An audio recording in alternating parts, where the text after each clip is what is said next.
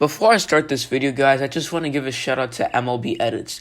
He allowed me to make this video because he does controversial opinions on his social media. So if you guys want to go check him out, make sure to go follow him on Twitter. I'll leave his link in the description. But anyways, let's get right into the video. So the Miami Marlins, you guys, have been a team where they have not been doing well, and the times that they make the postseason, they normally win the World Series. But it hasn't been like that for a while. But the Marlins, people have been saying that they've made some of the worst moves in MLB history because at one point they had some of the best hitters in baseball today. How is everybody doing today? It's Sports All back with another video. Today, I'm going to talk about the Miami Marlins and what people are not realizing about them. Before I start though, make sure to subscribe and hit the bell and leave a like on this video. You guys, we are getting really close to 400 subscribers, so if you're not here, you know what to do. Hit that sub button. But without further ado, let's get into it. So, the Miami Marlins, the first trade that they did when they traded away Giancarlo Stanton. Now, let me remind you, back then, Giancarlo Stanton was one of the best hitters in baseball, as he was a player who'd hit at least 30 home runs a season, maybe even 40. But Giancarlo Stanton said he wanted to leave the Miami Marlins, so the Marlins gave him what he wanted.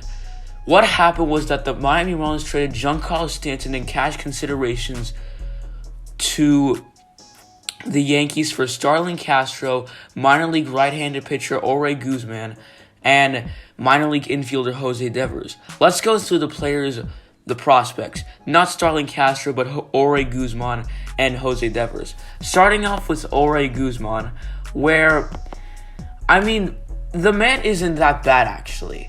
Basically, last year what happened was that he put up a 4.64 ERA and struck out 83 in 95 innings, and he had a 1.46 whip. So, he wasn't that bad, but maybe he can be good in the future for the Marlins. We'll see. The man is 6'2", 182-pounder, and he's 24 years old. But I think the Miami Marlins should try him out because he hasn't looked so bad in the minor leagues. Next up, Jose Devers. So Jose Devers, he is a minor league infielder, and he just doesn't really play a lot in the minor leagues, as the most games he's played in a season is 87, and that season he had a 272 batting average with no home runs and 26 RBIs. So I don't know if the Marlins are really going to use this guy, but if I were them, I'm not sure if I would, because, he hasn't played enough games to prove that he's that good, because he hasn't even played 100 games in a season. So if I were them, I wouldn't do it. But the reason why the Marlins won this trade was because they got rid of Giancarlo Stanton's contract.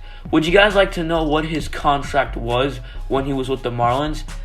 13 years, $325 million. So they traded that whole contract to the New York Yankees, leaving them with a lot more money to spend on other players. We've talked about this before on the channel, guys. For example, if the Nationals would have re-signed Harper, they would have not made it to the World Series, because Harper wanted over $300 million when they could have spent that much money on like 5 other players, because they didn't want that much money. Anyways, moving on to the next trade, I would say this was the worst trade out of all of them that Derek Jeter did, because here's what he did. What Derek Jeter, when he traded away Christian Yelich, that was just not a good trade, because the Brewers sent Lewis Brinson, infielder Eisen Diaz, and outfielder Monte Harrison, and right-handed pitcher Joey Yamamoto. Yamamoto's not bad, but all of that for Christian Yelich.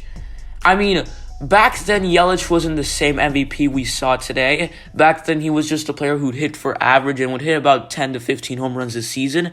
But still, Yamamoto isn't bad, but Lewis Brinson is just, he can't even hit 250. His average is low. He's just average at pretty much everything. Eisen Diaz, he is not that good of a player either. He's only played one season in the MLB, so we're not sure yet. And Monte Harrison, the guy he's got some years where he's had an average around 290 or 270, but then other years where it's around like 240. So the average kind of goes all over the place. But another reason why this is a good trade, well, not a good trade, but one reason why I feel like one good thing about this trade was that Yelich was getting paid $49 million in total from the Miami Marlins, and they traded him away. So, not that bad of a trade, because now looking at it today, I mean, the trade was still... Getting rid of Yelich's contract wasn't bad, but what they got in return wasn't good. And look at Yelich today. Today, he is getting paid over $100 million. So, the Marlins really dodged a bullet to me. Anyways, let's move on. Next up, we've got Marcell Ozuna. Alright, so Marcell Ozuna, you guys, I mean...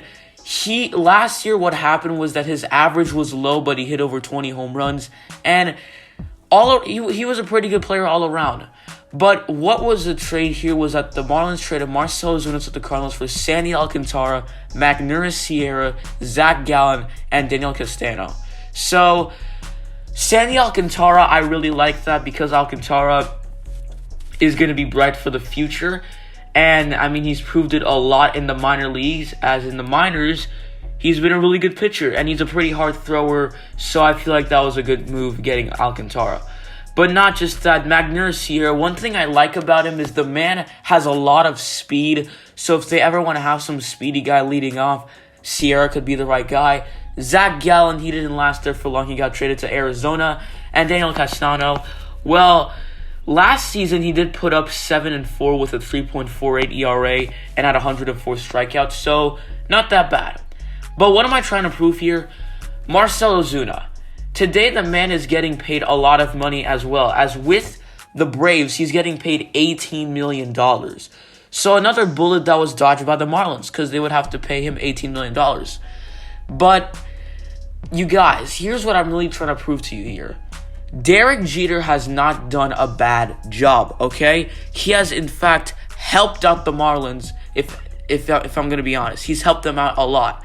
So, what he's done, he's getting rid of bad contracts to get younger players for the future. That is going to be it for the video, guys. Thanks for watching. I hope you enjoyed. Make sure to leave a like, subscribe if you're new. I will see you all next time. I'm out.